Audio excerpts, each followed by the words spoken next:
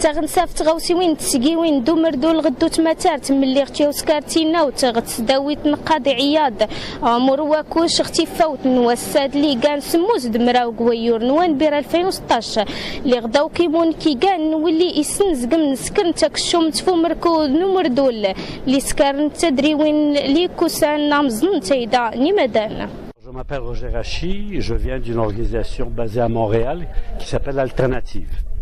Et nous avons parlé surtout de la lutte des peuples autochtones au Canada contre le développement de l'exploitation pétrolière et des pipelines pour transporter le pétrole. Deux choses importantes, cette lutte-là.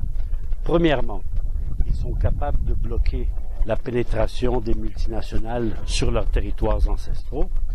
Deuxièmement, ils ont développé un vaste front de solidarité avec leur lutte, en allant chercher l'appui des jeunes, en allant chercher l'appui des mouvements sociaux, en allant chercher l'appui des syndicats.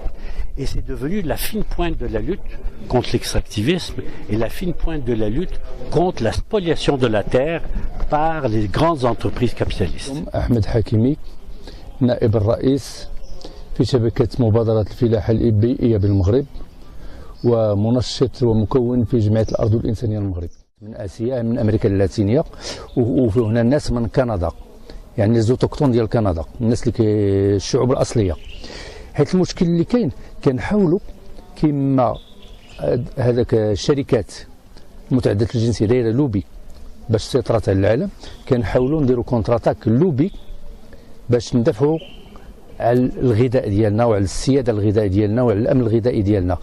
هنايا في هذا البرنامج اللي داز الاول تحطت الاشكاليه ديال الاستنزاف ديال التراب.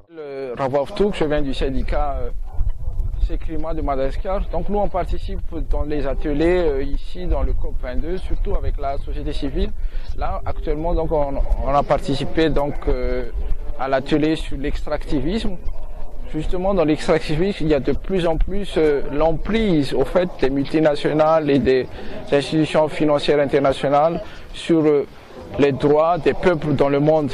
Et surtout pour le cas de notre pays à Madagascar et en Afrique surtout, il y a de plus en plus les multinationales qui prennent le sous-sol des pays, les richesses minières, les richesses des mers. On a discuté sur ces problèmes-là qui ne sont pas beaucoup des richesses de beaucoup de pays vulnérables en Afrique.